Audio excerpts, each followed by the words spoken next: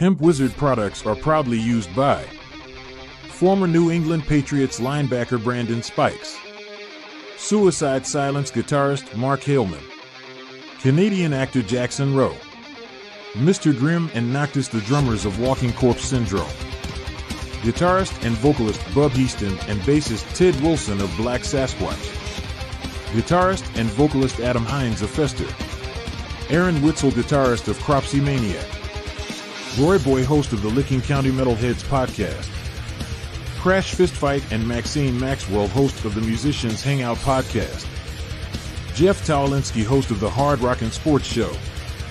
You too can give your beard the magic touch and treat your skin to the finest. Visit hempwizard.net today and use code 20OFF to save 20% off of your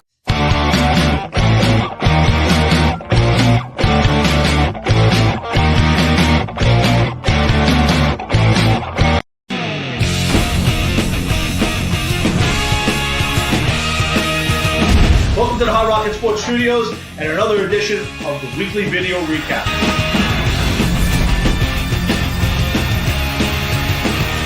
On March 30th,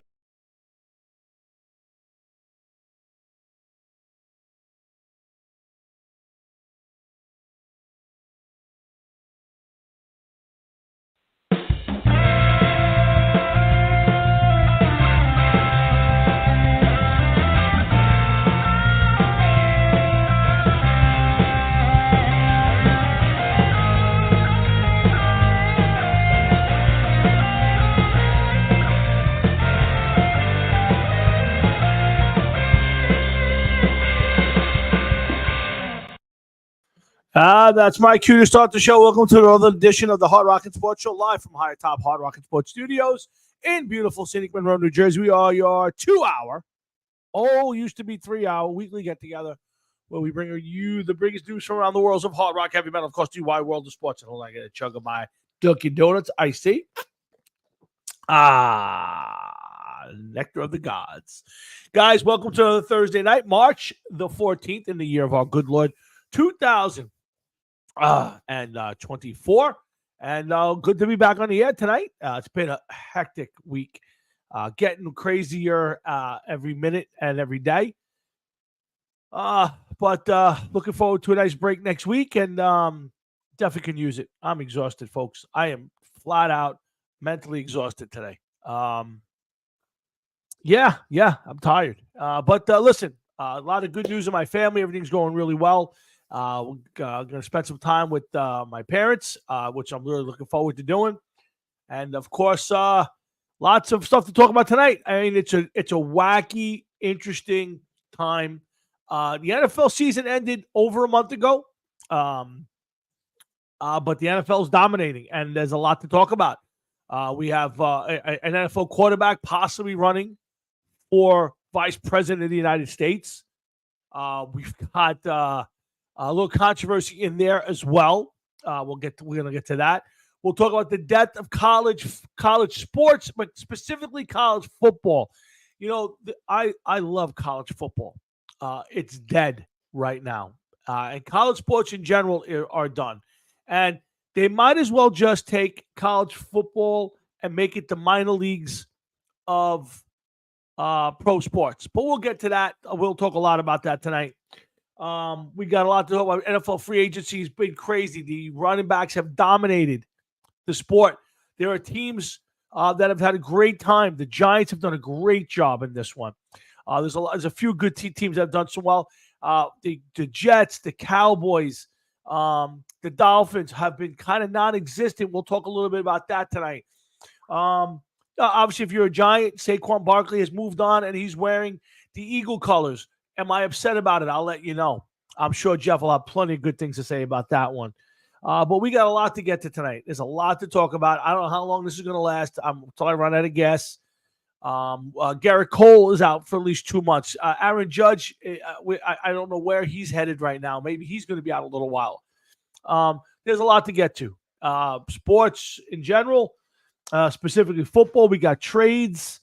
We got a lot to talk about. So let's get Jimmy. Let me make a note here. Jimmy Garoppolo, Jimmy G, Justin Fields. We got a lot to get to, a lot to talk about. So let's kick off the show the only way I know how to do, and the only way we do it here each week. Also, 40 years of Spinal Tap, right? And we got a little news on that tonight. We'll talk about Spinal Tap at some point. Stick around, guys. We got a lot to talk about. Let's get the show kicked off by bringing on my buddy, the sexiest man on his side of the screen, and my pal of 40 years, Jeff Hefe Holowinski. Hefe, what's up, brother? He's smiling. That's the devil smile, folks. If you don't recognize it, that's the devil smile. I got something, and I'm going to break Tommy's balls about it. Hey, I didn't say I'm going to break your balls. But breaking your balls is when something's not true. That's true. This is definitely true. All right, well, as Mr. Barkley left, hold on. Giants in a cloud of dust. Oh, listen, that's a two-way street, but listen, let's get the show kicked off the right way. Jeff, how was your week? You know, it started off slow, Tom, and then I was going on my phone looking for tidbits to cheer me up, and I found out that Mr. Barkley left the Giants and went and signed with a division rival, no less. No less, a Make it hated even rival. that much better. Probably the most hated rival. If you were going to pick the other three teams in our division, I would say Eagles are probably the most hated. Now, everybody hates the Cowboys, but it's far less than you hate the Eagles, because you hate Eagle fans worse. Should be happy he's gone. Well, listen, let's get. You want to dive right into it? Let's dive right in. You want to go first? You want me to go first? I figured you want to throw some stuff at me, so you go first. I feel as though that they should be happy that he's gone. This was a guy. How long was he in the league? This is 6 years. 6th year? Yeah. This is going to be his 6th year. I think this will be his 7th year, if I'm not mistaken. Okay. How many of the previous 6 ended up on the fucking IR or spent some time on the IR? Okay. Yeah, he was a productive player, but a productive player is not productive when he's spending time healing. And that's what I felt as though with the Giants. And unless the Giants totally revamped that offensive line, and I really don't know what they did on the offensive line side of everything, but unless they revamped that whole offensive line, it doesn't matter who they got back there. The guy is almost useless because they know that he can't do much because the offensive line was bad. Look at the Jets. They better hope that Aaron Rodgers turns into fucking Jesus, because that's the only way that they're going to stand a chance. But at least the Giants, you know, it gives you – they should have tried to trade him, man. They should have tried to trade him last year and try to get something back for him. But the market probably wasn't there at that time. Well, I don't think it was necessary. I think what would have happened if the Giants had traded him at that point, you would have been sending a message. And that the Giants, the one thing you could say, you know, listen, it was a disappointing season. It was we didn't build off of the year before winning the playoff game and all of that. One thing what would have happened is they would have traded him. He's such a big figure in that locker room that you would have lost the season. Like the season, instead of the way they ended, which was playing hard, winning some games, losing some games, but playing their ass off, it would have went the opposite way. So I'm glad they didn't trade him. Now, how did I feel about the thing? My initial reaction was, are you kidding me? He went to the Eagles. And it wasn't, Jeff, that he left, because when I found out the money, there's no way in the world I wanted the Giants to come anywhere near making that $13 million. Nor did I expect Saquon Barkley to take $8 million from the Giants to stay there. So, listen, part ways, move on. I actually, to this point, I actually love the fact that Saquon went to the Eagles, because it juices up the rivalry, right? Now each game against him, you're rooting for them. And the likelihood is, because these deals never, for the most part, work out, that at some point next year, he will get hurt and that deal will fall apart and they will be stuck with a very bad contract for the next 3 years. Yeah, I hear you, but, it's still know that when you see a guy leave for a division rival, especially a division rival, you may get other teams in the same division, Arizona and San Francisco, or maybe even the Bears and the Vikings. Mm-hmm. There'll be some rivalry there, but it's not the same as the Giants and Philly. The NFC East is built completely on rivalries. Listen, I don't disagree. There is a great rivalry. Listen, the last few years it's been all Philadelphia, but listen, New York fans, we hate the Eagles. We hate them. I know. Okay, so yeah, but to me, at the end of the day, I think my new hope is that Saquon blows up, doesn't do anything, and the Eagles get stuck with a contract that does nothing for them. And for the most part, these kind of deals very rarely work. There's very few guys who leave. What's up, Frankie Catalano? So listen, I loved what the Giants did in free agency. I think getting the two linemen, one of them being John Runyon Jr. I love that. It's whether John Runyon's a great player or not, he's better than what we had last year. The Giants are better right now than they were before free agency. Okay, Singletary, the running back, was a good pickup. I even like the Drew Lock pick. It's a safe, simple. Guys, he's had some success. He's not winning the Super Bowl, but if you need him for a couple of games, you're good to go. So I love what the Giants did. I think they put their stamp on the team now, Dable and Shane. And but as far as Saquon goes, he's now a Philadelphia Eagle. He no longer matters. No, he doesn't. But it's still the idea. No, of course. He did it to me. Listen. I, as a Giant fan, it's like if tomorrow Aaron Rodgers walked away and went to the Patriots, it would bother the crap out of you for 5 minutes. But if it's listen, he wasn't homegrown talent. No, but say you were trying to build your team around, and Barkley was. Yeah, and listen, it stings. And if he goes there next year and has a great year and they win a Super Bowl, obviously it'll sting. It'll be something that we talk about here on the show, and it'll sting a little bit. But the likelihood is neither of those two things are going to happen, and that's fine. And if Saquon Barkley wants to leave, and listen, what this proved, Jeff, it's all about the money. Of course, I totally agree, and I said that in one of the text messages that we were involved in. I said this was a total money move on his part. Absolutely. And listen, I understand you're right. There's a big difference between $5 million and $13 million. Of course, any idiot can see that. Yeah. But you know something? Sometimes you got to wonder. Evidently, these guys don't ever feel as though that they have some unofficial business that they have to take care of. There's still something they have to do that they never finished, that I can't leave yet. I still have something to do here. Yeah, no, I agree. That way of thinking is gone. And I understand $5 million will certainly make you think a certain way, but you would like to think that somebody in the sporting world feels that way. Okay, I'm not one. I couldn't give a shit less, whoever's listening, what your sons do and what they think if they got little kids, that are like, oh, they were Saquon Barkley fans. And, I don't care about stuff like that because it's over. It's been over.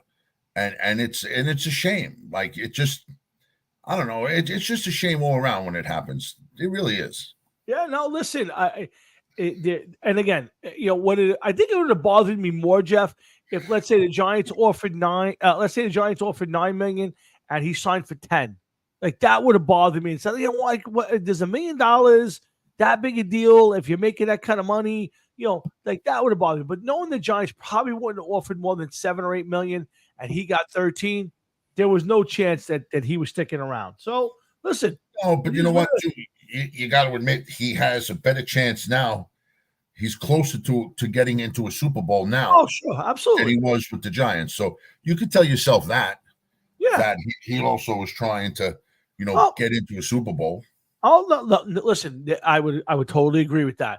But that's when you look at the tweets and the messages he got, it was, hey, I got my guaranteed money I was looking for. Hey, I got more money. It was never one mention to say, hey, I'm going to a team that's ready to win. Like, he never once said, hey, this was about winning a championship. And, oh, by the way, I got my money also. This was strictly, I got my money. Screw everybody else. That's it. And you know what? Good for him. He has every right to make that comment. But Jeff, there was no comments about, hey, we're going to be a great team and I got a chance to win a Super Bowl now. No, Basil Slater. No, and you're right. And he could have very easily have just said, even if he didn't mean it, you know what? that this is a chance for me. I'm an aging player in my position. Here's my chance at getting into the Super Bowl. All right. I would have loved to have done it in New York. It didn't work out. It is what it is. Yeah. Maybe one day I come back before I'm done. 100%. That is absolutely what I would have expected to see and hear, but you didn't. So, all right. So, listen, again, what it shows is it's completely all about the money, and that's fine. Listen, there's plenty of guys who've made the same thing. Do I think the Eagles are a better team next year? I do not think the Eagles are a better team next year. I don't. I think they still have the same problems that they had, and they basically are selling their souls out with the cap. They basically spending all their money. That's fine. To me, this will blow up, and say this deal, maybe not this year, but next year will be a very bad deal that they're stuck with, and that's fine. So I wish Saquon the best, and I will root hard against him now not to be successful. And the likelihood is, very rarely do these deals work when it's this way, and the likelihood is it won't. So good for him, but interesting otherwise. Here's the question of the offseason so far. Sure. Okay, because now I don't see many people talking about it at all, actually. The big question mark to me is Justin Fields. It's a good one. That's one I was going to bring up to you. Go ahead. Yeah, jump on it. What happens? That market for him just dried up. Well, now, does that mean that the market for that first round draft pick is also gone? Well, I would say at this point, there's no way in the world that the Chicago Bears aren't taking Caleb Williams number one. There's no way in the world they're going into next season with Justin Fields as their starting quarterback. Could they go into next season with him as their backup quarterback? It's possible. I don't think so. But they will have a new quarterback next year. So will the Washington Redskins, who made a trade today. They traded Sam Howell, their starting quarterback, away to the Seahawks. So they're definitely telling you that they're taking a quarterback. And then, of course, the Patriots are the one team everybody thinks might trade out.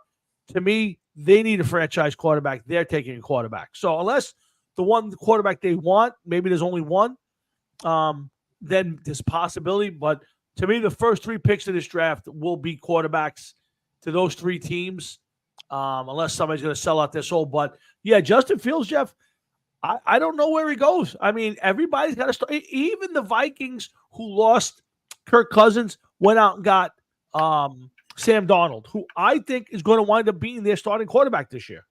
I don't understand that. Well, you know what's the new prevalent thing now, Jeff? It's the resurgence. It started with Geno Smith. Here's a guy who was buried, going to be out of the league. What's he doing? All of a sudden, Geno Smith had a resurgence. Baker Mayfield has had a resurgence at 20-something years old. He got a new deal, 3 years or $100 million, whatever it was.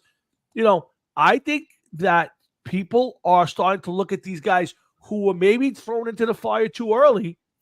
And I think Sam Darnold's going to get a shot. Now, think about it. They lost Cousins. There's nobody else on the roster that's worth anything other than Sam Darnold. Even if they drafted a quarterback at this point, he's probably not going to be a top-tier guy.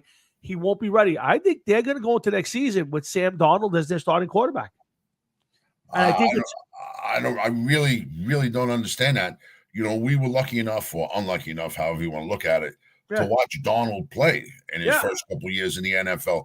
He's another guy that's injury prone. Yep. He's another guy that was skittish. Yeah.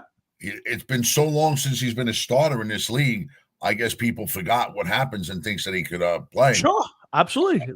I just think that, listen, nobody is going to get that good overnight. And even you bring up Geno Smith's name. Even Geno Smith, he ended up having one good year, and that's it. And Frank, agreed. You can't judge him by how he played with the Jets. Yes, you can. You know why? Because he went and played with the Carolina Panthers the same way he played with the Jets. And then he got traded over to San Francisco. All right. He went from one quarterback needy team to another quarterback needy team, and they got rid of him. I agree with that. You could say whatever you want. Your problem is that you need a quarterback because your quarterback that you had last year is blown a hole in the side of the vault. Yeah, that's what. And took all the money. that's a place that I have not heard that Justin Fields may be. Now, I think they could make a move on Justin Fields during or after the draft if there's not a quarterback there. And I think that's what Chicago is going to do, is hold on to Fields and wait till the draft and see who doesn't get.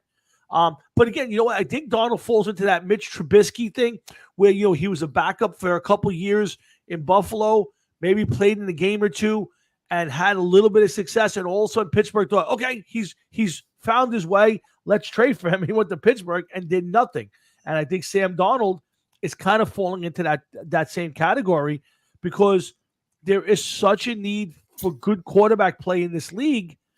But Justin Fields, I think he's going to be hung on to for trade fodder, and he will get traded to somebody. The question is who. And I don't know. I could see Minnesota. I could see Denver. There's a few teams I could see. I could still see him going. Even though they got Jacoby Brissett, I can still see him going to New England. New England's a possible. I'm not sold that they're going to have Jacoby Brissett as their starter. And Frank, I hear what you're saying, but it's still the thought and idea that this is somebody that could not catch on with a quarterback needy team. Yeah. It's just, listen, I understand there's not much left. I really do. But I mean, come on, you don't want this guy. You don't want this guy. I got to watch him every week. He's bad. And not only is he bad, he gets hurt. So, it's not a good mix. It's not a good mix. Yeah, no, I agree. And like I said, listen, I think the top three teams are taking quarterbacks. So the supposedly three best quarterbacks in the draft, Drake May, Caleb Williams, and probably, maybe, I don't know if it's Nick, so one of those guys will all be gone early. The three best, maybe it's Penix. I don't know. I like McCarthy out of all of them, but I don't think he's ready to play pros. Anyway, those guys are gone, and I think after that, Justin Fields will get a job someplace for a chance, and I think it might be Denver. It could be Minnesota also. It depends on who's available. So and don't forget, Jimmy Garoppolo's still out there now. He's Jimmy Garoppolo just got released, and Zach Wilson will be out there soon. The Jets. Making known that that they don't want him, and they actually go ahead and look for a trade. Yeah. Nobody's going to go trade for him. See, they know he's going to be a free agent very soon. Come on. Yeah, a guy like Zach Wilson may be better off going to another league, and I don't mean that in a bad way. I don't think he'll get another chance to be a star back, kind of like a Doug Flutie type. But I think there's a good chance that Zach Wilson might not be on anybody's roster this year. I believe that, man. I believe that. Yeah, I think there's and I tell you the truth, the same thing about Jimmy Garoppolo. Here's a guy who's not on anybody's roster. He's suspended for the first 2 games of the year because of, I guess, PEDs or whatever it was. And, he's had little to no success. I mean, when the guy was a starting quarterback in the Super Bowl, he's not well received. So, I think those are 2 guys that are still floating around out there. But I think, Jeff, you're seeing, and I want to get my dad on in a second, but you're seeing a change in the thought process in the NFL to say, just because a guy at 23, 24, 25 years old hasn't lived up to his potential, we can still give him a chance. Baker Mayfield, Geno Smith, I think, are changing people's mindset on it. And a guy like Darnold, again, I think you're 100% right. He failed with the Jets. He went to Carolina, lost his spot to Mayfield, right? Then went backed up out in backed up out in Frisco, but I think like Trubisky, these guys are all thought to say, well, maybe they'll find it at 26 or 27 or 28 and we'll catch lightning in a bottle. And I think Donald's going to maybe get that opportunity to show it. We'll see. I don't see it. I never did, but we'll find out because I think he's going to get a chance in Minnesota to start. Time will tell, but I just think that there's certain quarterbacks whose career is kind of over. Garoppolo, I think, actually has a chance because he's been to the Super Bowl. He was successful a little while ago. And so Garoppolo, to me, is one of the quarterbacks that somebody will grab when somebody goes down in the preseason or early on in the season. It's very possible. Yes, I agree with you. That he could be the first guy off the bench if let's say another thing happens to like Rodgers did last year. He could be the guy on a team that the quarterback goes down, all of a sudden he's in camp and he's running through. But we'll see. It's going to be interesting that listen, a lot of guys out there like Gardner Minshew just got a 2-year deal out in Las Vegas. Jacoby Brissett just got a job in New England. Tyrod Taylor signed with the Jets. 2 years. I thought that was a pretty good move. Something? I give Joe Douglas credit. He learned from his biggest mistake. Forget about the offensive line. We know he hasn't built the offensive line since he's been here. Not having a quality backup last year and not going out and getting somebody after Aaron Rodgers went down was the biggest mistake, and could have probably, if it wasn't that they wanted to keep Saleh another year, he probably would have lost his job because of it. I agree, and I listen. I think I stood up for them. Yeah, you sure did. I stood up for them a lot, and I seriously think that they're done. They're done. I don't know. Like, you go to the offensive lineman that they got. Yep. No, it's just like, are you fucking kidding me? Yeah, no, he is done. Again, they're one of the teams. Them, the Cowboys, there's a few teams, but the Jets. I look up and I said, "What have you done? I mean, you've done nothing to make this team better right now. You're telling me you're gonna go basically either fill this team in free agency. I mean, in the draft, or you're going to get a bunch of guys who are cut right before training camp, and that's a recipe for disaster. So." There's a lot of other stuff I want to talk about with the Jets. We're going to get my dad on, and then we'll talk a lot about the Jets tonight. Because talk to your dad. I'll be right back. All right, let's get my dad on. He comes on every week with us, and I love having him on. And here he is. That's up, Pop. What's up, guys? How you doing? Good. What's up, Pop? Not much. Just listening to the radio today about Aaron Rodgers. Yeah. I've seen knuckleheads in my years watching sports. And he just reminds me of, I think all I keep hearing how great of a quarterback he is. He's one of the greatest ones around. And now they're saying he's going to be the best of all time. Then I say to myself, well, wait a minute. He won one Super Bowl, didn't he? Yes, yeah, one. So does that make what do you call Pittsburgh Steelers quarterback? Terry Bradshaw, fantastic. He won what? Four Super Bowls? Sure. How about Bart Starr? Bart Starr had nothing. He had old people with him. And he won 2 Super Bowls. Very easy, too. No, absolutely. So. Well, here's the thing. What I think we can all agree on is that Aaron Rodgers is one of the most talented quarterbacks we've ever seen.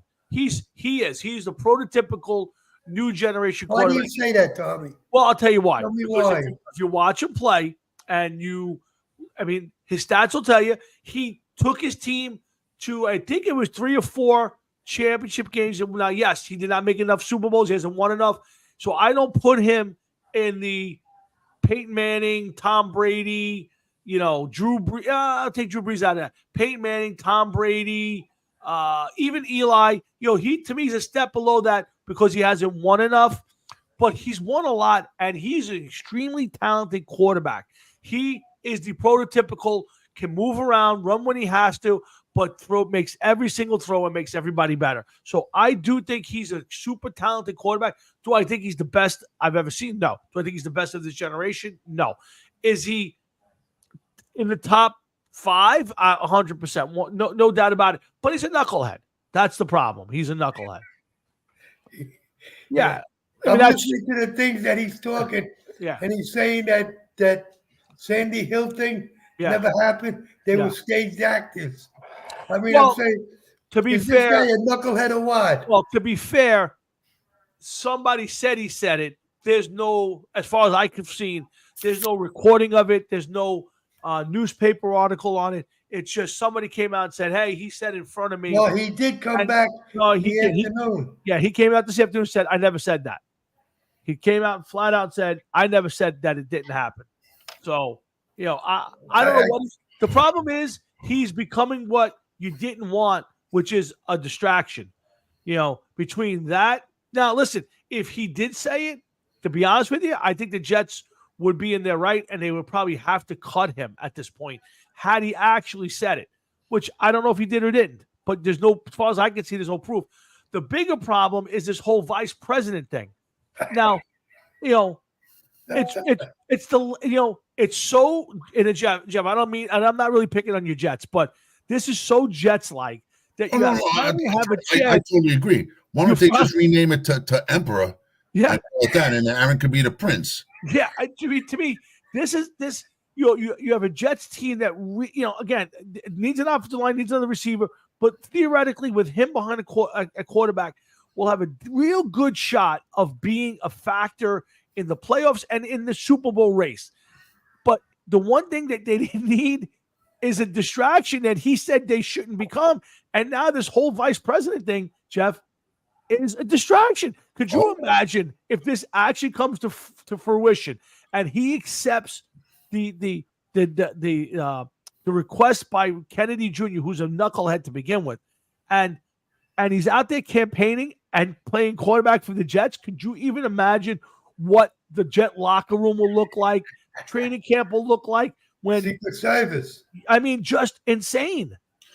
Let me tell you, you're talking about trying to run for president, and you would be like the fourth horse in a two-horse race here. Yes. You know what I mean? So you're going to be lucky if you get, 10% of the vote, if that, 8%? Well, yeah. Now, you could influence the election. To be honest with you, a Kennedy in this thing could influence the election by stealing votes, probably more from Biden. A lot of people don't want to vote for Biden at this point, but feel like they can't vote for Trump. So an alternative will probably be a situation where he steals more votes from Biden than he will from Trump. So to that end, he could influence this election. Yeah, I think the election is already, influenced itself. I think that people want Biden out of there. I agree.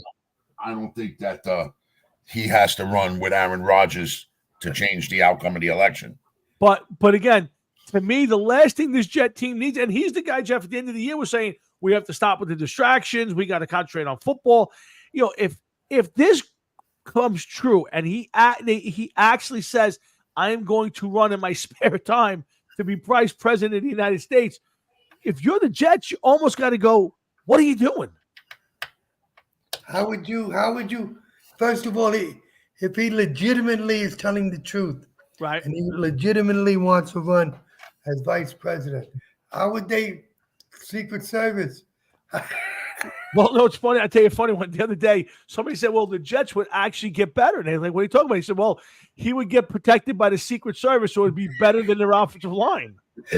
So I thought that was pretty funny. But I thought that's good. Theoretically, he could go out there and play every Sunday and practice, and then I guess in his spare time do a little campaigning. You know what the funniest thing I heard was, and it's obviously the farthest thing from, but if he ever ran and they won and the Jets played really well, he could get to the point where in like the AFC Championship game, because after January 20th, you cannot hold a second job as vice president or president. So could you imagine how Jets like would this be, Jeff? It's hard to say that, but you know what, Tom? If that was to happen, I'm sure that they would pardon him from that or something. They would do something. Maybe. I don't know. But theoretically, he could play with the Jets until like the AFC Championship game and then have to quit to go be vice president. Listen, I've seen knuckleheads in my day. Yeah. This guy, I'm sorry. Yeah. Put him next to Brady, and he looks like a total knucklehead. Yeah. He's not as great as again, let's go by rings. You want to go by rings? You want to go by championships? He's got 1 ring. Brady's got 6. Yeah, but you can't go by wins or championships because Brady was in the league for 25 years. Yeah, so but look what he had. He's only a few years behind. I mean, it ain't like he's got 2 or 3, and you say, well, he's just a couple years behind. Brady at 40 had 6 or 7 rings at that point. I mean, he probably is not going to catch him on rings. No, definitely not. Okay, but even at that championships, there was twice when he hurt his collarbone, broke his collarbone. He was out for a couple games. Listen, I nobody has to apologize for me, Aaron Rodgers' ability. I think he's a great quarterback. I think he's been one of the top 5 of his generation. There's no doubt in my mind he's the prototypical quarterback for this generation, where you can move enough, you can run enough, and you throw the ball really well. That's the kind of quarterback you want. So I'm with you, Jeff, on that. I would just say it hasn't gotten there, and he's got a chance now to probably get another one. The problem is, I think he's getting in his own way. I hope so. Yeah, I don't know. I just, to me, even if you thought, hey, I'd love to be involved in this, you got to look up and say, I have no chance to win with this guy. We have no chance to win an election to do this. Nobody's going to take this serious enough, and I'm going to cost myself and my team a championship. Look at the free publicity. Like they say, there's no such thing as bad publicity. No, I agree. Publicity you get. I agree, but if you're the Jets, this is the worst. If you're Woody Johnson, you got to be sitting up in your office going, you got to be kidding me. I got to pick the one quarterback who's got some talent that's a complete knucklehead and thinks he can be vice president of the United States. I understand what you're saying. No publicity is bad publicity, but in this situation, it is. Yeah, I agree. Because he played 4 plays. This is his second year on the Jets. He's played 4 plays. Okay. He didn't even make it through a quarter of a game, never mind quarter of a season. Okay. And everything else in his past. Now's the time to say that, I don't know what is wrong with him. If he's a mental case, he's retarded, what? But I mean, everything that he's done and said. Yeah. When COVID was saying stupid shit, and to be connected to that Sandy Hook comment is just unbelievable. Let me ask you a question now. If he didn't get, what do you call it, to be his vice president, would you have even known that RFK was running? Yes. Would we even be talking about it? No, we'll be talking about it because you take it as a joke. But again, that's why he's being picked. He's not being picked because he's the most qualified guy. He's being picked. Look who the other guy is that they were going to choose. It's either him or Jesse the Body Ventura. Why are you picking those 2 guys? Because they're controversial. They believe in all these wacky things. And all he's looking to do is bring some attention. How old is Jesse the Body? Jesse the Body's got to be closing in on 80 also. Oh, easy. RFK is 70. I'm going to say Ventura is probably about the same age as Hulk Hogan. So he's probably 71, 72. I would say somewhere in that range. I'd be surprised if he was much older. Yeah, Frankie, he'd be better off with. But to go to Frankie's point, and I think that's the biggest thing I would say. 72 years old he is. Yeah. Wow. If it's proven, that he said that about the Sandy Hook massacre, if you're the Jets, you almost have no choice but to cut him. I mean, you could say a lot of things, but to say that the kids who got killed were actors, I don't think they would, Tommy. Huh? I really don't think they would, because you can't tell me they haven't investigated him. They haven't. I got to be honest with you, Pop. I don't think they'd have it. I don't think they want anybody to know about it. I agree with you, but it's out there now. Right now, they have 2 unconfirmed reports from 2 different people that say they heard him say that. Now, somewhere along the line, if there's any sort of real evidence, now I don't know if there is or isn't, at the end of the day, if he came out and it was proven that he said it, it should be gone. Yeah, I mean, again, what Colin Kaepernick did was terrible, and I'm not a believer in, because there was a massacre there, and God bless the children and the families, that all of a sudden guns are bad and all that. I think people are bad who have guns who shouldn't have them. That's a different story. But you can't now go out there and say, I have no proof, but I think these kids weren't killed. They didn't even exist, and they're actors. You're demeaning them. And if you're the Jets, you're going to be in a really, really, really bad spot unless this goes away quick. And I don't know, Jeff, how this goes away quick. I think he did a nice job today coming out and saying, what he said, but it sounded like a politician. Like he didn't just say, screw this, I'm not involved in this, I didn't say it. He talked like a politician, and I think that's the bad part of this whole thing is I actually think he's going to run. I actually think it's going to be possible. Well, listen, let's see what happens. Yeah. Because, like you said, it'll be a Jets maneuver without a doubt. Oh, my God. And right now, Woody Johnson's got to be sitting in his office with a bottle of something. Pledge. Sucking on a bottle of Pledge. Yeah. You Yeah. gotta say that. Yeah. If you're Woody Johnson, you got to say, what the hell do I got to do To at get this a point? winner. Here's a guy who he's all they want to do is win. All they want to do. I mean, I'm not saying to do the right thing. Don't get me wrong. The Jets have a lot of issues over the lifetime, whether it was from the Sonny Werblin days to today. But at some point, God's got to go. All right, it's enough. We got to stop pissing on these guys. I told you when it's going to happen. What? I'm convinced. Joe Namath sold his soul to the devil, and I'm dead serious when I say this. The Jets will not win another Super Bowl as long as Joe Namath is alive. Until Joe gives up the soul. Joe Namath has to die. Poor Joe. Has to collect, and then the Jets will be allowed to All win. he wanted to do was chase the girls. That's it. That's all he wanted. All right, guys. And how else to get him with pantyhose, a fur coat, and a big fucking shiny trophy. Tommy, I'll see you Tuesday. Yeah, I'll see you Tuesday, Pop. Okay, Jeff, take care. Have a good weekend. See you later. Take care, buddy. It's my daddy checks in with us every week, and we're having some fun with this. But, in all seriousness, if you're a Jet fan, you got to be shaking your head. You're going, please, dear God, he's got to come out of this in the next couple of days and go, all right, I've had some fun. I am not running for this, and I have nothing to do with RFK, and I'll endorse him, but I ain't running for vice president. First of all, RFK, what the fuck is he smoking? Because now all of a sudden, out of nowhere, you pick Aaron Rodgers or Jesse the Body as your running mates. Mm-hmm. Here's an idea. Let's get Hulk Hogan as vice president, Brutus the Barber Beefcake as Secretary of State. Yeah. Maybe we'll get who else could we get? Let Ric Flair speak at the house. You could get all the whole gang back together. I got you. I don't understand it, Jeff.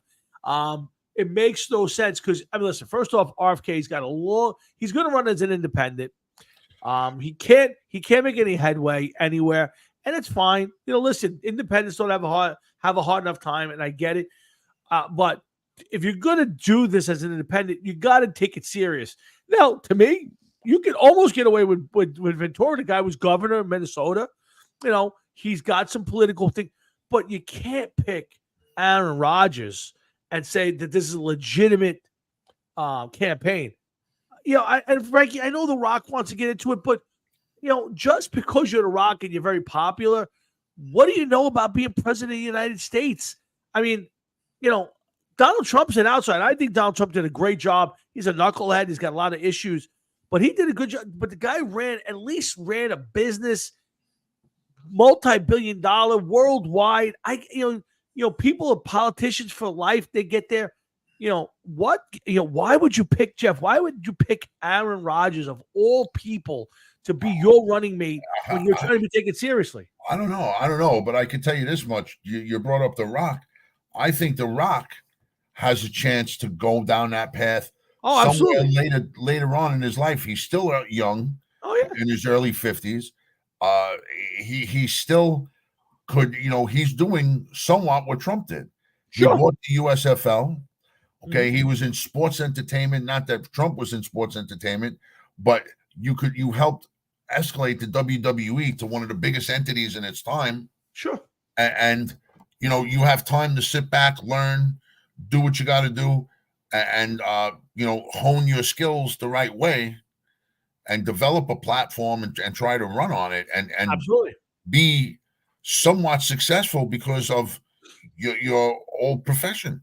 Absolutely. Like you said, Jesse the Body's been out of politics for how long at this point in time? Oh, it's got to be close to 20 years, if not more. Yeah, it's got to be. I mean, he was governor of Minnesota. It had to be the late 90s or early 2000s.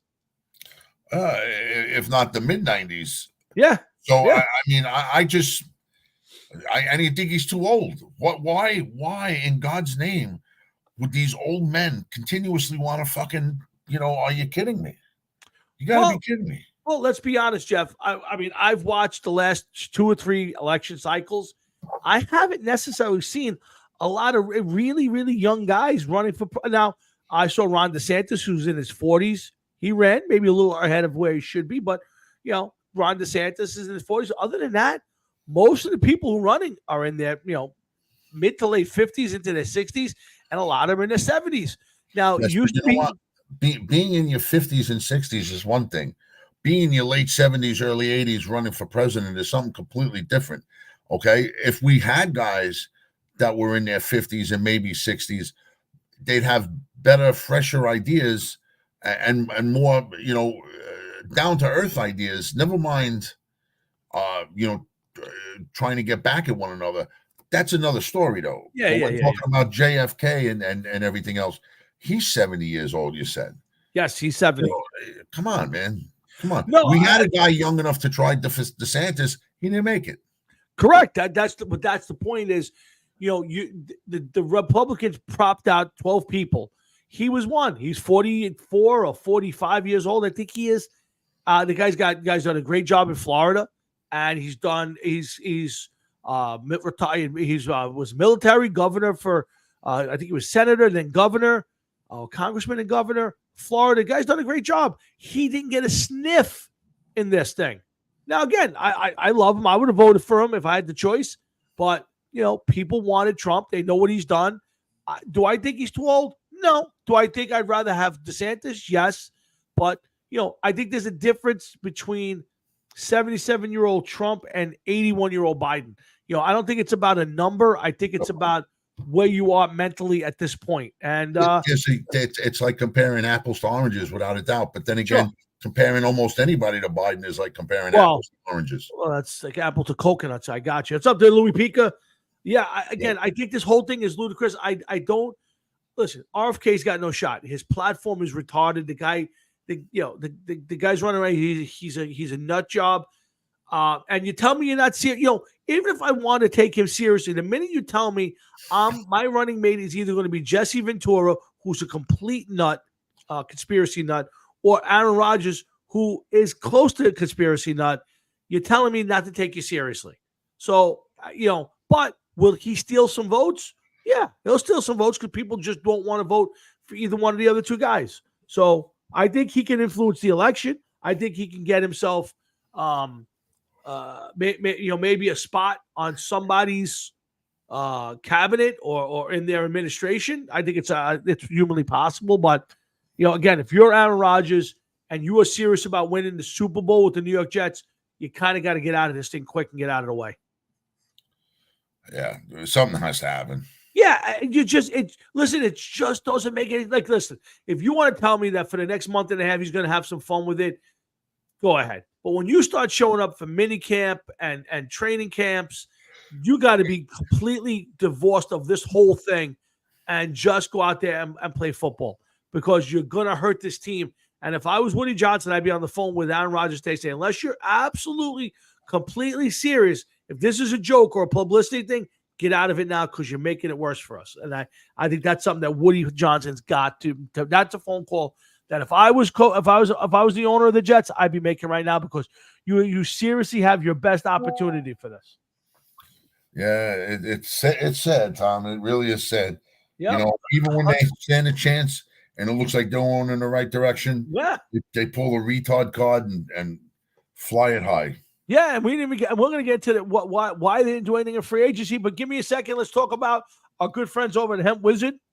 That's right, the Hemp Wizard Beard Care Company, and their line of beard care products. Jeff is a proud endorser.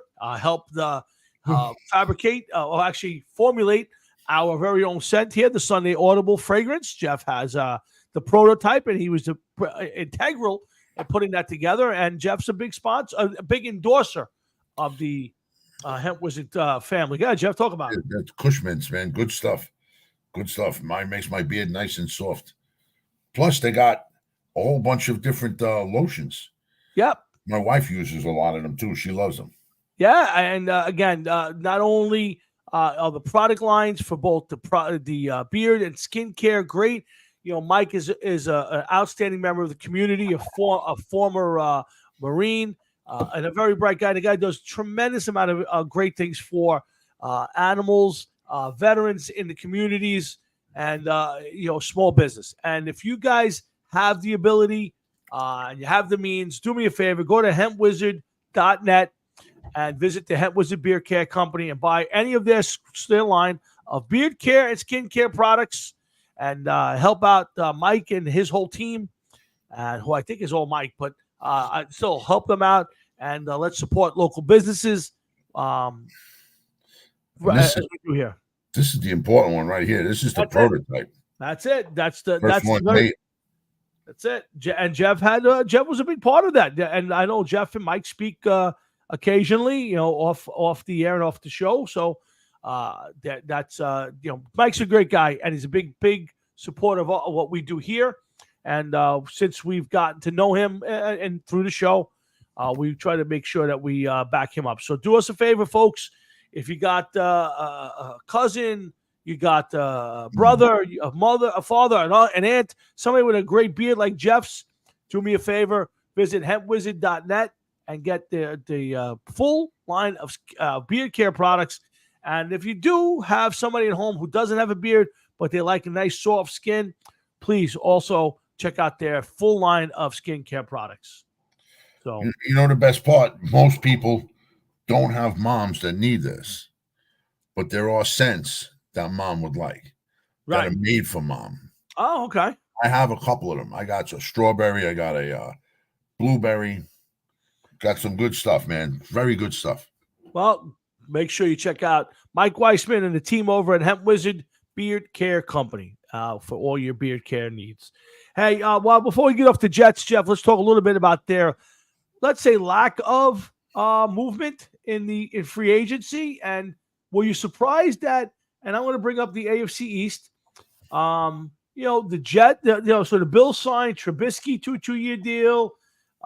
They signed Curtis Samuel, 3-year deal. I mean, they're very busy. The Dolphins have signed a bunch of people. Nobody, Shaq Barrett's not bad. They've got some players. The Patriots rebooting. They got Jacoby Brissett, some guy named Nathan Rourke, quarterback, Antonio Gibson, Kendrick Bourne, Jalen Reagor, Hunter Henry, Tyrone Wheatley Jr. They've signed a whole bunch of people, and the Jets, the biggest money too. They have a lot of money to use. So the Jets' biggest, probably, I mean, they brought back Morgan Moses from the Baltimore Ravens in a trade. They signed John Simpson to a 2-year deal. One of the worst offensive linemen in the league by stats. Isaiah Oliver and Tyrod Taylor. So their biggest achievement, Jeff, seems to be bringing back Greg Zuerlein, Greg the Leg, and Thomas Morstead, who probably was their best weapon last year. So I got to be honest. I do like the idea of Tyrod Taylor. I would agree with that. Yes, I legitimate think that was the best move so far.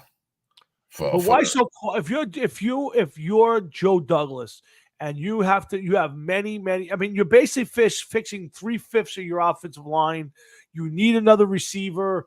You can use some help on the defensive side of the ball. Why so quiet free agency? I don't know what his thought process is. I know that if it was up to me and I was doing something, I would have went after the top left tackle in the league for free agency and just see if you could have got him.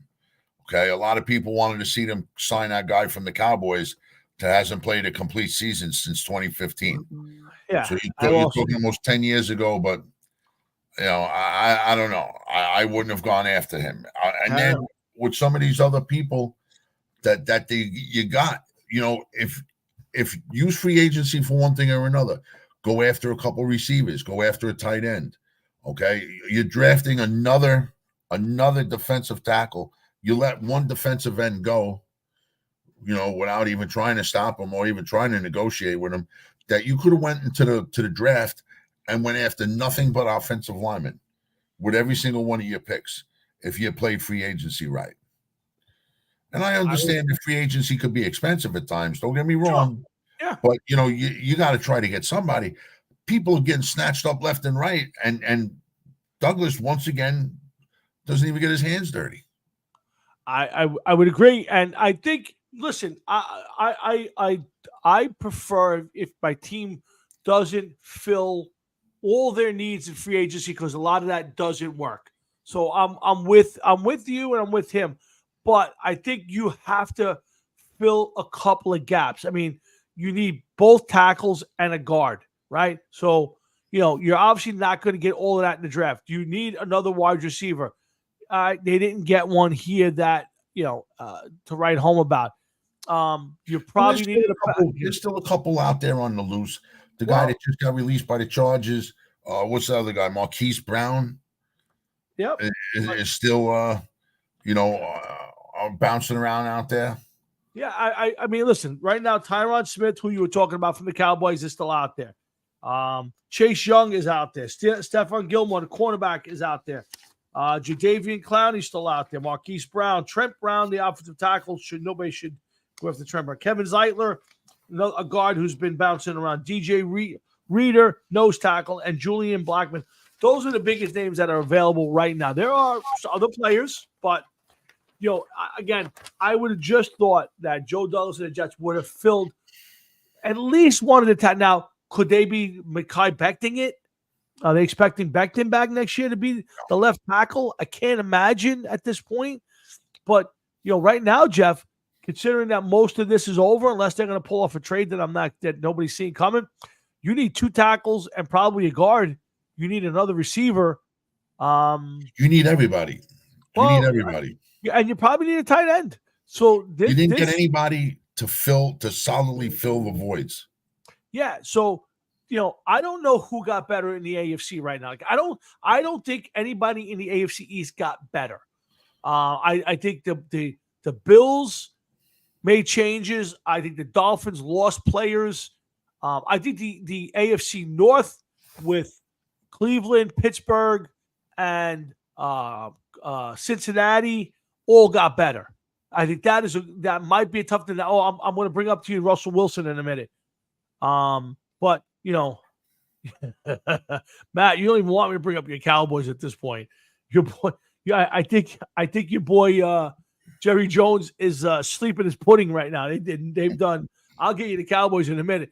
But I was a little surprised, Jeff, that they didn't at least address one of their tackle spots or the wide receiver in free agency. It was like the whole league played a joke on him and said, well, free agency doesn't start till Thursday morning. Yeah.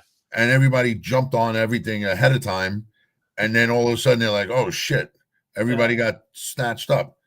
Like I said, for all of the positions that they needed, go out and get one solid guy.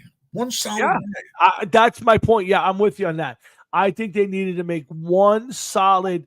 We spent the money on locked in a right tackle, a left tackle. I think that's something that the Jets should have done in free agency. Maybe they tried and they failed. I don't know, but I don't think they tried, Tom. I don't think Joe Douglas does. He don't want to spend money. It's like he's paying for these guys. You know what I mean? Yeah, I would have went after a wide receiver to see what you could do about getting a wide receiver. I agree and with that. one offensive lineman during free agency. And then the rest, wait for the draft and try to do something. And who are they going to trade for, Frank? Who wants one of the guys on the Jets? What are you going to do? Trade Sauce Gardner or maybe Garrett Wilson? Yeah, I just think that I was a little surprised. And again, I'll get to the Cowboys in a minute, but I want to talk to you about a little bit about Russell Wilson. Now, I thought there was a chance Russell Wilson would have a hard time finding a spot. And he winds up with Pittsburgh. Now, I haven't heard anything out of Pittsburgh where he's going to be the starter. I think he'll go into camp with a chance to win the job and probably will win the job. I think that, what's his name? Mike Tomlin needs to win. While I don't think he's got a fire under his ass that he could get fired in week 3, Jeff, if they get to a slow start. But I do think that Mike Tomlin needs to put in a better showing than 9-8 next year. And I think he thinks that Russell Wilson might be his best chance to do that, because you can't be bringing Russell Wilson and Jeff to sit on the bench. He's coming to start. You know what, Tom? What's up, Dig? You're right. You shouldn't. But when you're only paying a little bit more than $1 million for him, what difference does it make? You can do whatever you want with him at that point in time. No, I agree. But then it becomes a distraction that you didn't want. So to me, Russell Wilson, I think Russell Wilson went to the Giants and said, I want to play with you. And they said, we'll bring you on, but Daniel Jones is going to be our starter. And he said, nope, I want to start, or at least a real good chance to start. And I think he went to Pittsburgh and they said, okay, you can compete for the job. And as long as you don't suck, you're going to get the job, and Pickett's going to wind up behind you. And for $1 million, the worst case scenario is, all right, you got to eat the $1 million, But to me, if you're anybody and you realize that Sean Payton, a guy who's thought of to be one of the better coaches of the last 20 and 30 years, I'm not a huge fan, but I would say he's in the top of the food chain, basically said he's so bad in the locker room, we're willing to pay $38 million of his salary next year just to get him off our team. That says a lot. Yeah, it does. Yeah. So I'll be interested to see how that turns out. But listen, if he threw 26 or 28 touchdowns and only 8 interceptions. He wasn't horrendous, Jeff. I think he threw for almost 4,000 yards, or if he threw for 4,000. But there has to be some sort of thing missing on the sideline and in the locker room, because you don't cut a guy who put up decent numbers, has his track record, and sell him and pay his salary of $38 million if he's a good guy. It just doesn't happen. You don't, everything you just said, more importantly, you don't damage your own cap. Yeah. Your own cap space with a maneuver like that. Yeah. That's an incredible amount of money. Every once in a while you hear of a team that does something stupid to really fuck their cap space up. And Denver seems to have said to everybody, hold my beer. Yeah. And give it the best shot. I haven't seen something that bad. And man, since the Saints used to backload everybody's salary, remember? Yeah, Some sure. of the garbage, the cap room space they had at times. They'd be like, how the fuck are these people even paying for a team? Yeah. Again, it just says a lot about Russell Wilson, the person. If your play on the field wasn't horrendous, wasn't great, wasn't horrendous, and they're willing to part ways with you and pay you $38 million. That just tells me. And listen, it is what it is. We'll see how it works out. But the other team I was surprised at, Jeff, was the Cowboys. And, when I was doing my research, they made 3 signings. And one of their biggest signings, and Matt called me today, and he's fuming, is they re-signed their long snapper, Trent Sieg.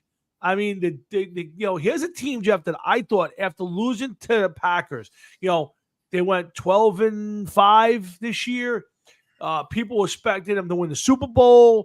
Dak Prescott's the man, blah, blah, blah, blah. And they get beat up by a team, the Packers, who inexperienced. I would have thought they were all in. And looking at what they've done in free agency, that's not a team that's all in, Jeff. Well, listen, you have a horrendous cap situation. All sorts of problems all teams have throughout the league.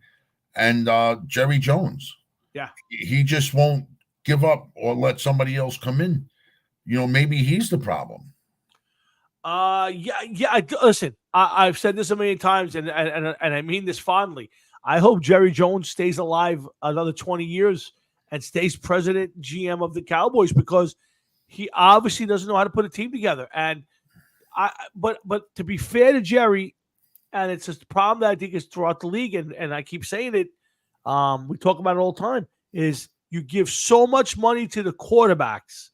All right, nearly a quarter of your entire budget goes to one guy, that it becomes very difficult to put the team together and keep it together. And I don't. You can tell me that you like Dak. I like Dak Prescott when he came out of college. I think he's a good quarterback, but he is not a guy who's he's putting it on your shoulders and he's running through the end zone to win the Super Bowl for you. He'll be a guy who's a nice piece.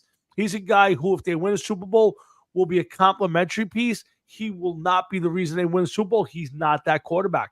And the problem is you're tied up $40 to $50 million of your money that you can't use to fix your team with a guy like that. And now you're going to have to extend him just to get some cap relief. And that's the problem. Yeah, pretty sick, right? Yeah. And that seems to be the thing that everybody does. Correct. Now, I heard something interesting today on the sports radio, and I thought it was partly dumb. I didn't think it was a stupid idea. I heard somebody say, hey, why don't you exclude the quarterbacks or set up a salary cap specific to the quarterbacks that doesn't interfere with the regular salary cap of the team. So basically, Dak Prescott's $50 million or $40 million does not count against the regular cap. And you're allowed to, that way you can build your team without damaging it by overpaying your quarterback. What's your thought on that? I don't like it. Why not? Because you're still going to have the same problems with other teams. You get some of these small market teams that aren't going to be able to compete with some of these larger market teams and be able to spend $45-50 million for a quarterback. Even if you abolish the salary cap altogether. Correct. Okay. Here's the thing, and we've said it 1,000 times. I'm an owner, and you're looking at, your contract just got up. You're looking for your second contract. You're an above average quarterback in the league. I try to sign you now. And the reason I'm trying to sign you now is because if I get you for $45 million a year in 2 years, everybody else is going to be making 55 to 60 million, and I'm still paying you 45 million. And I'm going to look like a brilliant general manager because I'm saving money on the position. It's just and it can happen, but these people are just spending money through the roof to get certain positions, and quarterback is the one. So you can't blame a quarterback if he says, well, I'm going to stay with this team, get my second contract with them. I'm going to get $30 million a year. And then somebody comes and offers him $45 to $50 million a year. Of course you expect them to take the money. Sure. It's going to happen. Absolutely. Listen, yeah, I liked your original premise where, if you make a separate cap, a lot of teams wouldn't be able to compete. And I agree with that. I think you got to keep the cap the way it is, and it keeps everybody in the same place. I just think teams have to learn not to overpay for their quarterback. The Giants may have done it with Daniel Jones last year. We'll find out this year. If Daniel Jones doesn't make a big, huge step forward, doesn't complete the season, we're going to look back and say the Giants blew it right there. Maybe they won't make that mistake again. But I think there's a lot of teams, Dallas included, possibly the Chargers with Herbert. We'll see how it all plays out, that you're giving so much money to one guy that you're making it nearly impossible to build your team around him. And that is the team that figures out how to keep their quarterback. Let's be honest. That's the Patriots. All those years, Tom Brady was making next to no money because they convinced him, hey, Tom, you take less money. We can pay other guys around you. And it worked. And they were successful for 20-something years. They won 6 Super Bowls. They went in every other Super Bowl, it felt like. And it worked. And the problem is you need to have everybody buy into that. And the problem is you're not going to get it. That's just what it is too, Tom. Okay. The one thing that you didn't mention with this, it also seemed as though that Tom Brady and the rest of the Patriots wanted to win Super Bowls. Yeah. They weren't money players. And he was willing to do what it took to win and get his name on trophies. Where a lot of guys today, Saquon Barkley, perfect example. Although I think that he went to a team that's in a lot better shape than the Giants are right now. Yeah, sure. That's the only thing I could say about that. But at least he tried to go to a team that was above where he was. Some of these guys, they're playing in the Super Bowl, and you hear, well, he has family in Arizona, but Arizona has gone 3-14 in the last 3 years and hasn't had a winning record in 10 years. And some people want to go there and sign there because, well, my daughter's starting school next year, and I want to be around for this. Okay, so you say, but all right. You know what I mean? Yeah, no, I couldn't agree with you more. Again, Hard Rock Sports, that's Jeff, and I'm Tom. We've been talking a lot of football so far. We're going to switch over in a second to do a little music, and I want to talk about the death of college sports. Stick around. I'll tell you what I mean by that. But college sports and college football in general is dead, and I don't know what it will look like 5 years from now. And I'll talk about it in a minute. But again, That's Jeff, and I'm Tom. We're here every Thursday night on the Hard Rock and Sports Show. We thank you for tuning in and hanging with us and spending some time on Thursday nights with us. We do love doing this. Hey, I want to get to a little music stuff right here and talk about Spinal Tap. 40 years. 40 years ago, pretty recently, Tap came out, the original. I won't say controversial, but some people actually didn't realize it was a mockumentary, not a rockumentary. Some people actually thought it was a real band with decent musicians who wrote some great music, but even better actors, Jeff, who did a great job. And it's one of those iconic movies. And now they finally started filming part 2 and out in New Orleans. I saw a picture of them. Yes. They've aged horribly. Yeah, I would tell you that the boys have not held on to their boyish good looks. No, not at all. But I love the premise. I don't think I'm doing a spoiler. It's out there. So supposedly Ian Faith, their manager, has passed away, and the boys haven't spoken in years. And he supposedly his widow, I don't know who's playing the widow, has a contract that the boys owe her one more show, and it's all about them getting together for the first time in years and getting out there and I guess practicing and publicity and having to play one more show to fulfill the contract. And there's a lot of new laughs coming, I'm sure. There's some big names. Paul McCartney, Elton John will be part of this. There'll be a lot of people making their cameos. Think about, Jeff, some of the people who popped in that movie, weren't lead characters. I mean, there were people who were much more famous at that point than the guys who were actually the stars of the movies. Yeah. I mean, you had Billy Crystal. Obviously, Rob Reiner was a kind of a bit guy, and Marty DeBerge will be back. Howard Hessman, WKRP in Cincinnati. Yep. Paul Shortino, right? Most people didn't even know that Duke Fame was actually a real singer in a real band, right? Yeah, there was a lot of guys. Huh? A lot of guys. Sure. Mr. Bentley from the Jeffersons was in there. I'm trying to think who else was there.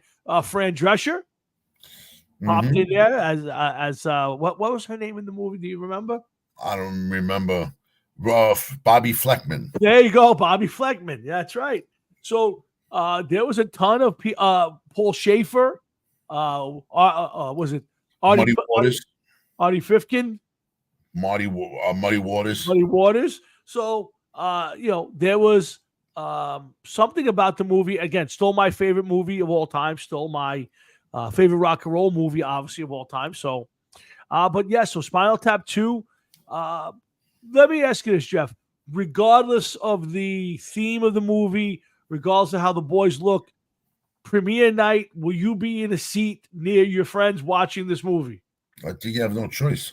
Yes, I think that 41 years later, as I sat probably near you or next to you in the original, I will probably be sitting next and near you for this one.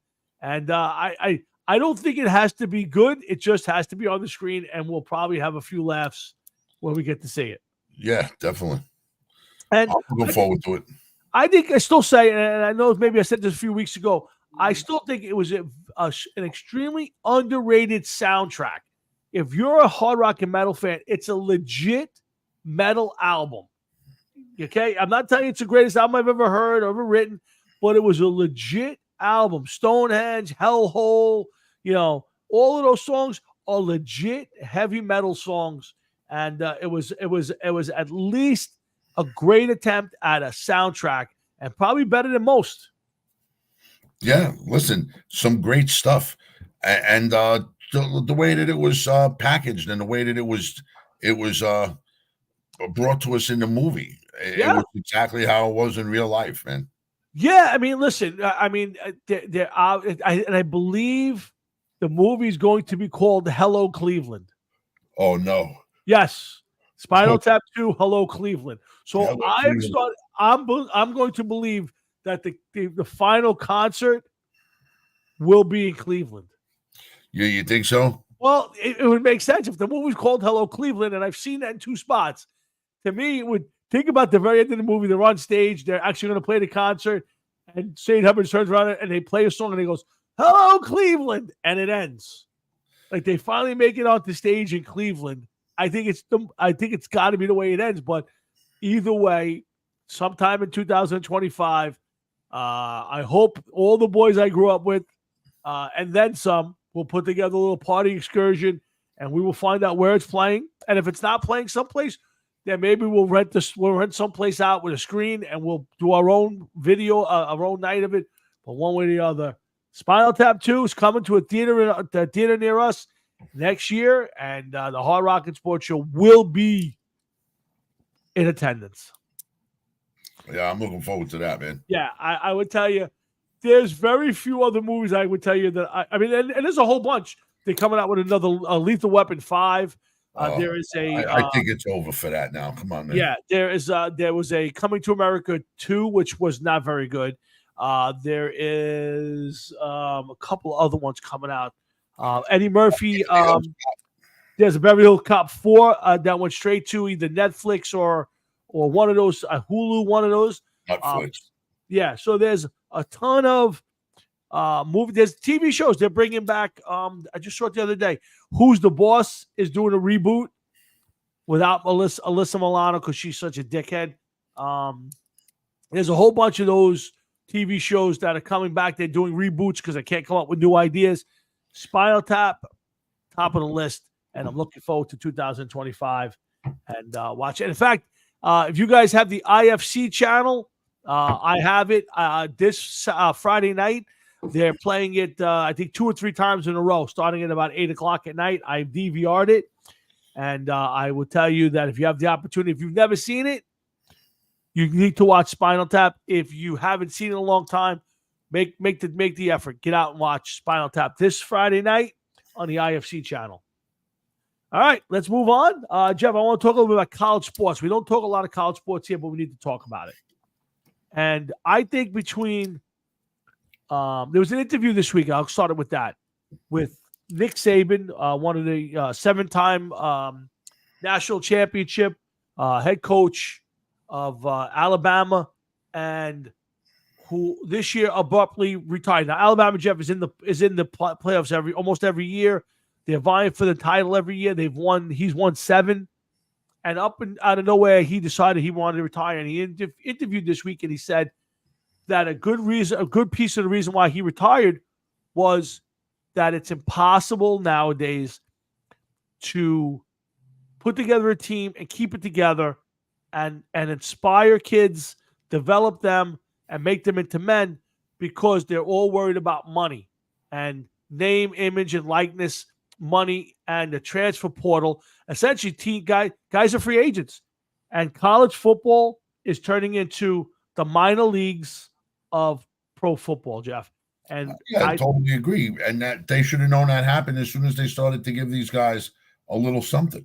Yep. And now the Dartmouth basketball team has gone ahead and unionized. They won a court ruling, and they are now employees technically of Dartmouth University, and they are a union shop. And that is the start of the end. There's contracts, and there are going to be strikes and work stoppages and all sorts of stuff. And I don't know where you go with it. Listen, I get it, Jeff, that the colleges for years have made billions of dollars off these kids. I understand it. But you've bastardized it now to where it's no longer an amateur sport. And you've made these kids free agents where tomorrow, I didn't play enough this year, and Alabama's offering me money. I'm going to transfer to another team, to that team, and I'm going to get a $5 million signing bonus, and I'll leave there after next year and go to another team. Well, college, when the first guy signs his contract, we're straight to a pro team. Yeah, that's what's coming. Yeah, you're absolutely right. Tom, I got to go to the bathroom again. Go. Yeah, again, folks, here's the way I'm looking at this. There needs to be amateur sports. And while I get it that the colleges are making money, and I think that the kids, there should be a way for them to make some money, you can't tell me that some of these guys who have $20 million NIL deals, is a good thing for the sport. It's basically the minor leagues of pro football. And the rest of the sports will turn that way too. It might not be to the extent. But to be honest with you, this is the beginning. This is the end. And I think another factor, and I'll wait for Jeff more, but is the transgender sports. So now you're letting biological men play against biological women. You've changed it. And now those kind of athletes will be so dominant. You'll have men who are so dominant in their sport, whether it's swimming or weightlifting or basketball or whatever, who will get so much money because they're so much better than the other women that they're facing that it will be impossible for anybody to consider this amateur. And it's done. And I think it's a shame. I think what we've had for years in college football or college sports in general was just a love of the game and an ambition to get to be a pro, to get to that next level, to make the money. And listen, you go to Michigan or Harvard and you get a scholarship, those things are worth hundreds of thousands of dollars. It ain't a joke. So, I would have liked them to have a way, if somebody buys, a player's jersey or a picture with his face on it or his likeness, to me, they should get a percentage of that. But to sign these kids up to $1 million and tens of $1 million worth of deals, and they can bounce around as free agents, I think it's obviously ruined college football, college sports in general. And, Jeff, what I was saying was, beside the fact of, creating this atmosphere of being professionals down there and you have a quarterback who's got a $3 million apartment while his center, is living on White Castles and Kool-Aid. You've changed the dynamics of the game.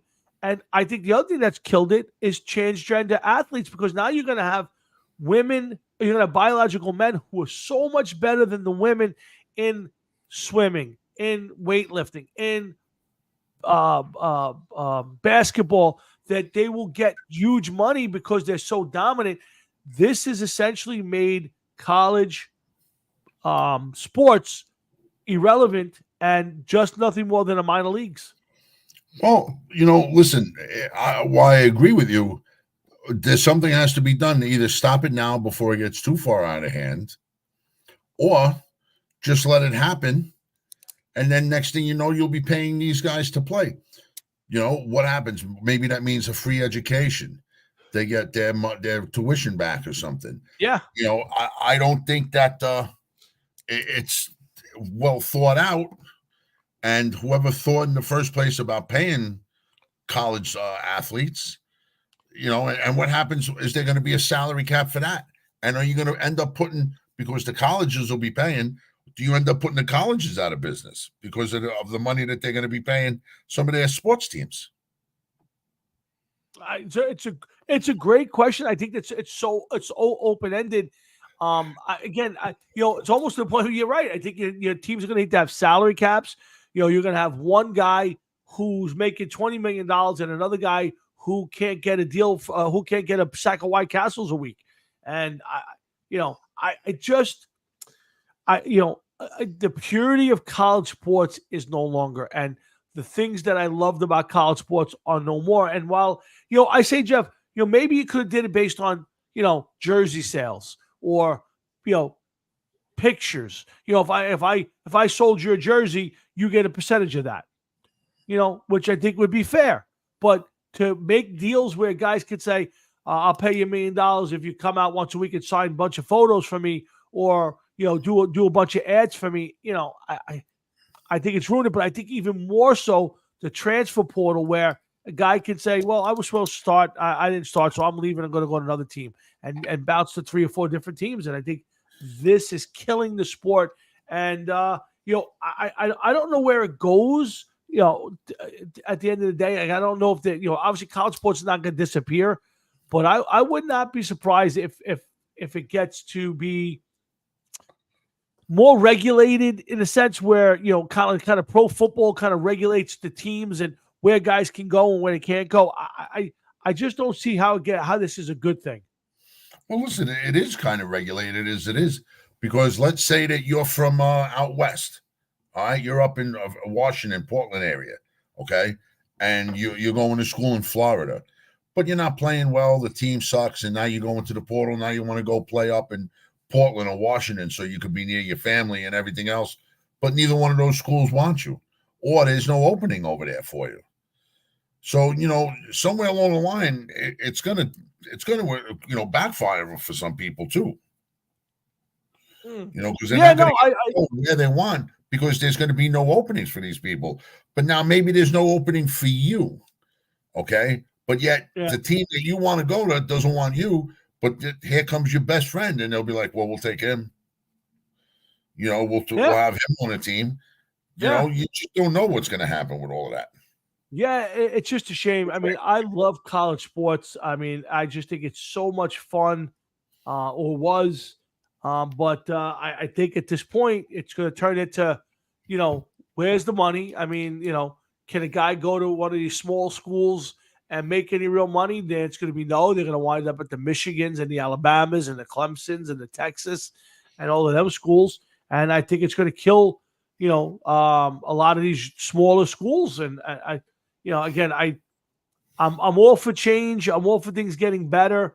But I think this, on a lot of levels, is really bad news for our country and society. You know what you could do? Here's an idea. You want to pay the athletes? You could pay them. Pay their tuition. Right. That which is happening now. They basically get scholarships. Yeah. You pay their tuition. So instead of them paying $70,000 a year or whatever it is to go to school, okay. Yep. So what happens is that maybe, all right, this guy made an additional, we figured it out, equivalent of, $15,000 this year. We'll take it off the tuition. So at least, he's not, he gets a little something out of it. The school, doesn't lose too much, and, do something of that nature. Right. Yeah. Again, I think there's a lot of stuff that you should or could do. I don't know. It just, it bothers me because I love college sports. I've always have, the Big East tournament's going on right now. You got the NCAA finals coming up. All of that's going to be affected over the next few years. And I love college football. I always have, always will. They took the Olympics away from the amateurs. I thought that was wrong. I thought like the Dream Team was one-off, was a great thing. But there's nothing better than Miracle on Ice, and that's all amateurs. And I think that I'd like to see college sports go back to that, but it never will. We've already crossed over to the other side, and from this point on, college sports as we know it is done and gone, and we have to accept it. I don't know what the end is on this. I don't know where. Eventually at some point somebody's got to step in and either create a salary cap by position or by team. Somebody's got to limit the amount of portals you can jump. You can't leave every year. You can do it once in your career.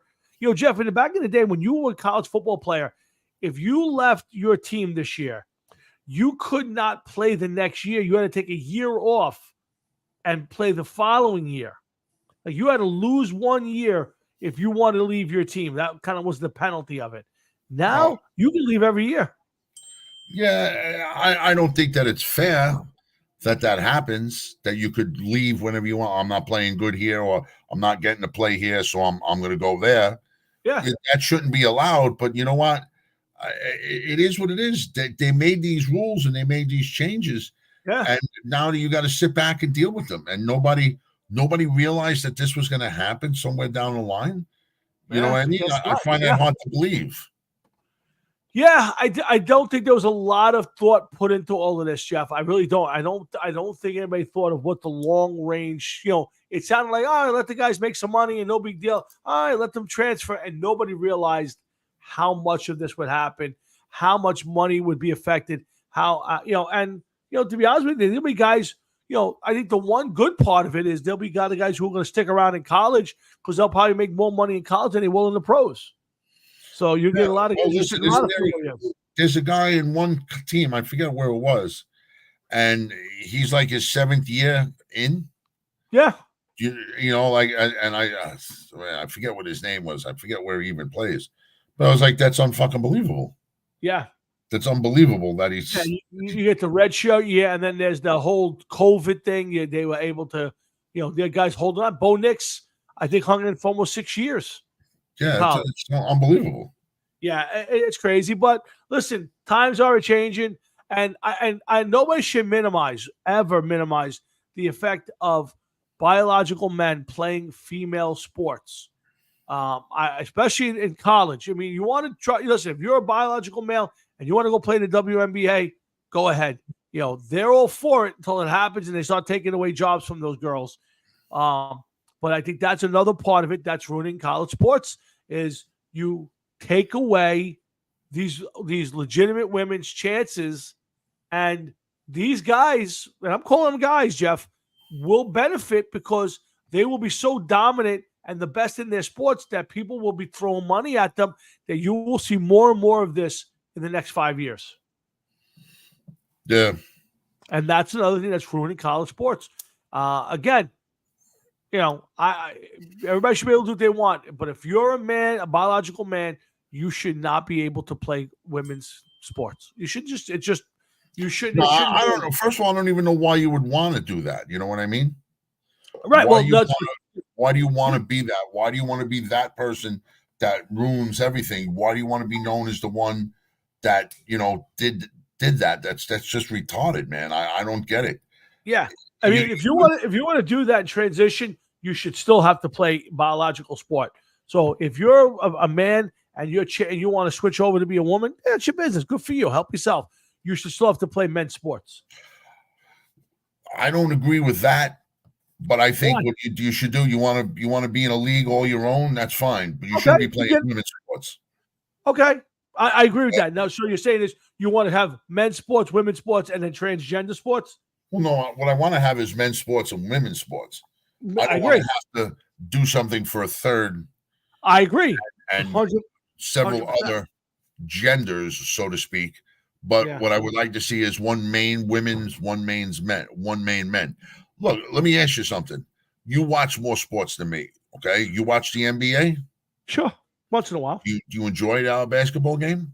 Well, again, theoretically, yes. Okay. Would you want to watch the WNBA? Not even. I'd rather get a tooth pulled. Okay.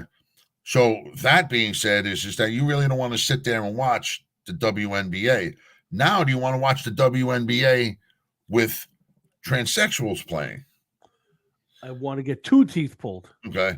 And now do you want to watch the NBA with transsexuals playing? Again, I'll get my teeth pulled. Okay. Imagine some of these guys in the NFL and the NBA are thugs. You know that they're thugs. Sure. Now you get one of these trannies that'll be guarding them, and there's a little contact, maybe several times throughout the game that he don't like. Yep. What happens? Does this cause a problem? And you know what, Pete, you're right. Women's softball, I've caught myself watching women's softball on more than one occasion. And what I thought would have been blowouts like 20-18 turn out to be games 3-2, 4-3, maybe 5-3 at best. They're not, it's not an offensive game. You know what I mean? They play some defense. The pitching is unbelievable for those girls. Yes. Yeah. And it would be sad to watch a man playing in that league. I agree. Now, I've watched Jenny Fitch, who a lot of people think is the best pitcher or one of the best softball players of all time. I've seen her go out and strike out Major League Baseball players, but it's a different situation. These are guys who aren't used to that. I'm sure they're not taking it serious enough. To me, at the end of the day, women's sports should be women's sports. And again, I like college softball. I don't even think I love college hockey. I like watching college women's hockey. It's actually those girls play their asses off, but it's not great hockey. I watch the Olympics hockey for the women. It's not great hockey. It's very slow, but I watch it. I think the problem is we're starting to rationalize it, and it isn't fair to the young girls who cannot go play with the men, can't possibly compete with them, and now are losing spots, including scholarships, Jeff, to men who can't make it on the men's teams. Well, yeah, you're 100% right, and that's very sad that it's like that. Yeah. And you bring up about little girls and everything else. What about a little girl who, like, when you watch these specials and you say, "Oh, the mother used to take them at 3 a.m. so they could go practice gymnastics before school, and then they would be back at it after school. They would do their homework at midnight to get back up at 3 a.m." Those are people that were dedicated and did what they had to do for their craft, for their sport. Now, it's completely different. If you start mixing the sexes in these leagues, you're watering down the women's aspect of it so that you can insert men. And then what happens to records? Is there an asterisk next to the records when Billy Joe Jim Bob ends up hitting 75 home runs a year in women's college softball or something like that? You know what I mean? It's not right. No, I agree. Pete, the problem I have with women's basketball, dunking, that is a little bit of it maybe. I don't know. I don't find it to move fast enough. It's not physical enough for me. I don't know. Would dunking help? Maybe low in the rim. I'm not sure. I don't know how I feel about that. I just don't. Again, women's college basketball is not terrible. Watching the WNBA is ridiculously terrible. It's just so bad you can't even watch it. Yes, the South Beach Panthers were mixed sexes. There was a lot of homosexuals on our team. Yes, a lot. So I would agree with that. But again, they're talking about banning TikTok on the news. I just happened to flip over to it. Rich, to me, I hope they ban fucking TikTok. No, me too. I think TikTok is one of the most ridiculous things there is. And if they're right, videos of TikTok, and I'm like, I don't do TikTok. Yeah, I don't do TikTok either. I only deal with Facebook, and it's because of the show and some threads that I do with the guys. But I don't Instagram. I don't TikTok. I don't do any of that other stuff. I don't know. I think people are watching you no matter where you go in this world nowadays. That's not it for me. I just think it's ridiculous stuff. But if you do it, you do it. Whatever. It's not for me. Gotta agree with you, man. Yeah, I don't tweet. I don't X. I don't do any of that stuff. Again, Facebook is as close to I get. And they say now the definition of Facebook is for the old people.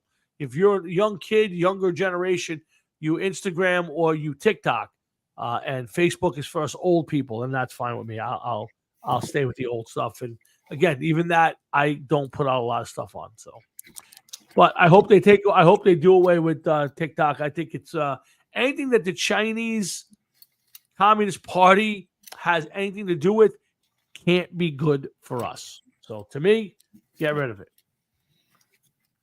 Yeah, I agree with you, man. All right, Jeff, what's going on? Any new gigs? We got anything coming up? Anything? I know we got the May 8th gig at Mother Pugs. I believe I saw Jeff Altieri put that up there. Is that a Mother Pugs thing? Yeah, that's the only thing right now, and it's a Wednesday night, not on a holiday weekend. Kind of an odd night for a show. No, I have no idea. That means a 3-day weekend for me. Yeah, I mean, I would see like a Thursday night. There's bands everywhere in the summertime. I get it, but a Wednesday night, at Mother Pugs at 10. I think you guys are going on at 10 o'clock. Top Shop. Top Shots. Okay. We were supposed to be opening that show. I don't know what happened. But you guys are going on at 10 o'clock on a Wednesday night, right? I have no idea what's going on with that, to be honest with you. Yeah, I saw an advertisement for it, and I was like, because there's other posters going on where we're not the main focal point. Gotcha. So I really don't know. All right, well, so nothing else on the itinerary for the band. That's for either of your bands. So I know there was another band you were starting to talk about. I thought there was a chance for a third band being in the mix. Nothing ever came of that, correct? I don't know what the fuck is going on. Well, we'd have to talk about that one off air. Gotcha. There's a couple things happening where I don't know what's going on, to be honest with you. Best not to talk about it here. Understood. Completely gotcha. All right, guys, listen, we're going to end this one a little early. I am tired. I got an early start tomorrow. I've had a really long week. It's been a tough couple weeks for me. I got a lot of stuff. I got a lot of irons in the fire, as they say. So, but we got in a good show tonight. Lot of talk. A lot of crazy talk. I'm going to be interested to see over the next couple weeks how Aaron Rodgers plays this whole thing with the Sandy Hook stuff that's going on, and the vice president, possible vice presidential nomination from Robert Kennedy Jr. But we'll see how that all plays out. I'm sure in the next few weeks, as this longest general election in history has started. Now that Trump has unofficially won the nomination for the Republican Party, just waiting for July. But Jeff, that's it. That's all I got. You got anything you want to throw in? You got anything you want to put out there? No, man. No. I'm alone this weekend right now. Oh, wow. Okay. Wife's in San Diego, and I got to go to work tomorrow, so I got to get up at like fucking 4 a.m. All right. So, the cat and the dog to take care of the next couple days by myself. Well, boy. Just a pain in the nuts, but. Oh, yeah, sure it is. Thank God you work closely. If you had to run back and forth a little bit, I'm sure you can do it. But it's the cat, to be honest with you. Oh, Every morning they get up, they go downstairs, and then the cat comes back upstairs and waits for me. Oh, really? And attacks me. So she's a menace. Oh boy. Well, the Hot Rocket Sports Show will probably be on the road next week, so we'll probably be seeing you from a new destination for next week. But listen, come on back next week. We'll do it again.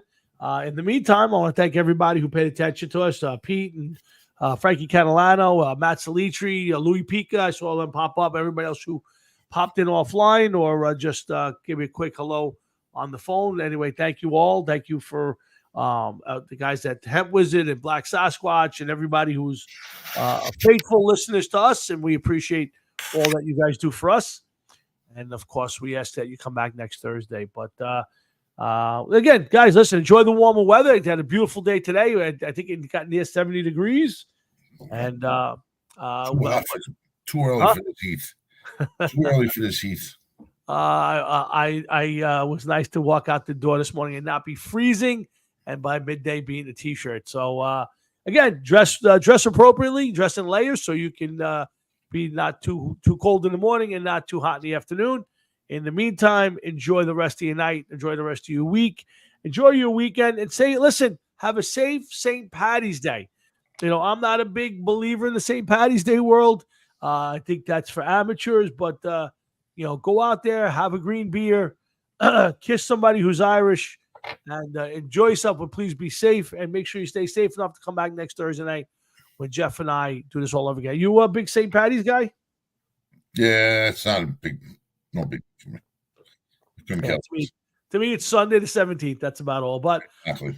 I will probably be out there partaking for this weekend. But in the meantime, guys, enjoy it. Please be safe.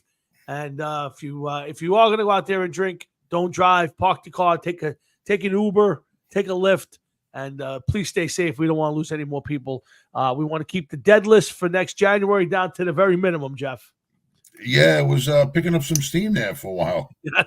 Yes. So let's try to keep the people we know off the list and all that. Would be stuff. Nice. Yes. So, all right. So for Jeff, myself, and everybody here at the Hot Rocket Sports Show, we say thanks for listening. Have a great rest of your night, great rest of your week, a great weekend, and a great next week. We'll see you back here on the Hot Rocket Sports Show next Thursday night, live from somewhere. Have a great weekend, Jeff. I'll talk to you off the air. Everybody else, have a nice night. Later, man. Later. Bye.